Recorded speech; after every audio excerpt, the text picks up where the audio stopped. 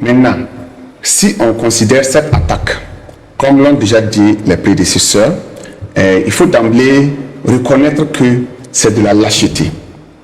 Lâcheté, pourquoi? Parce que dans leur mode opératoire, ils ne se sont pas attaqués frontalement aux FDS et autres. Donc, ce sont des populations civiles qui ont été déployées pour des travaux d'intérêt communautaire, qui ont été ciblés. Et quand, comme je l'ai dit, quand on regarde le mode opératoire, ces gens avaient des informations précises. Des informations précises sur le lieu, sur l'heure, certainement même sur le nombre de civils déployés et aussi sur peut-être l'arsenal militaire qui devait protéger ces civils-là dans l'exécution des travaux. Tout a été donc étudié avec Munici et il faut comprendre que tout a été préparé pour effectivement affecter pas seulement le moral des troupes ici, mais affecter même la conscience des Burkinabés. Voilà pourquoi je pense que, comme l'a souligné M. Nathan Bega, il faut que le peuple burkinabé s'arme d'un mental de fer. Parce que Barsabo aussi nous rappelle l'horreur de la guerre, nous rappelle la psychose que cela peut entraîner, l'incertitude, le risque peut arriver à tout moment, contre des populations civiles, contre des populations militaires, le risque peut arriver à tout moment, qu'on soit donc en ligne de front, ou qu'on soit donc en ville, ou dans n'importe quel coin du Burkina Faso. L'attaque peut arriver, alors c'est aux populations de se préparer, de rester alerte. Et, comme je l'ai dit, de s'armer d'un mental de fer. Parce que les gens pensent qu'ils peuvent surfer. Aujourd'hui, nous pleurons, c'est vrai. Il faut s'incliner sur la mémoire des victimes. Il faut donc pleurer ces morts. Mais, après l'émotion et la douleur, qu'est-ce qu'on fait? Est-ce qu'on croise les bras? Est-ce que nous allons commencer à douter de l'option prise pour accepter, comme certains veulent nous faire croire, que l'option n'est pas la bonne et que la dynamique de rupture est une mauvaise dynamique? Si notre morale est affectée, alors leur objectif aurait été atteint. Aujourd'hui, il faut s'interroger. Comment cela est arrivé? Pourquoi cela est arrivé? Et qu'est-ce qui s'est passé réellement? Et surtout, quelles leçons tirer de ces événements pour que d'emblée, nous puissions donc parer à des attaques contre des civils et aussi éviter de tomber dans le piège de l'émotion.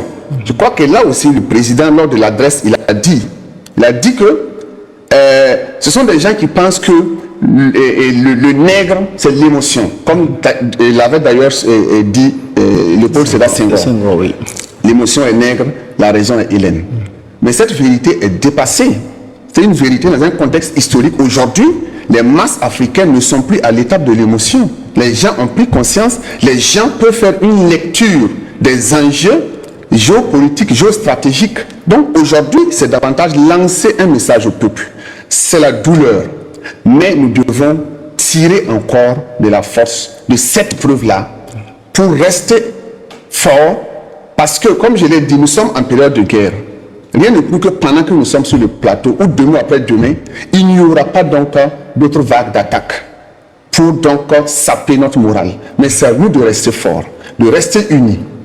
Quand il faut pleurer, on pleure, mais on ne reste pas là, on rebondit pour aller à l'assaut parce que c'est une guerre et quoi qu'il arrive, nous devons sortir vainqueurs. Voilà ce que moi je pouvais dire d'emblée. Si on me permet, je vais aussi surfer sur l'histoire qu'il a rappelée. Parce que souvent, il y en a qui évoquent ces sortes d'attaques-là pour juste montrer que nous sommes dans un état failli ou juste pour montrer que nous n'allons pas nous en sortir.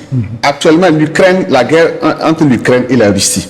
Mais tout le monde sait que la Russie, c'est une grande puissance. Mais il n'empêche que chaque jour, la Russie enregistre des morts et des morts. Quand on regarde un peu ce qui s'est passé lors de la Seconde Guerre mondiale, toutes les puissances qui ont participé à la guerre, on parle de 50 millions de morts. On ne dit pas ça pour banaliser la mort, pour banaliser donc la vie humaine, non. Un seul Burkinabé qui meurt, c'est de trop. Mais en attendant, nous sommes dans une guerre. Et la réalité de la guerre, ce sont les pertes, ce sont les risques, c'est autant de drames qu'on ne saurait qualifier qui arrivent et qui peuvent arriver. Mais c'est en restant soudés que alors nous pourrons passer cette période sombre de notre histoire pour sortir fort et construire un État qui soit un État fort. Oui, Adama Sigiri. Oui. Merci beaucoup, M. Sayon. Je vous remercie de me permettre de prendre la parole en dernière position entre les 4 personnes, parce que j'avoue que ce n'est pas facile de prendre la parole dans ce contexte. Moi, je voudrais d'abord m'incliner sur la mémoire de ceux qui sont tombés à Barça-Logo hier samedi, et souhaiter surtout prendre des établissements aux blessés et présenter toutes mes vives condoléances aux parents des victimes.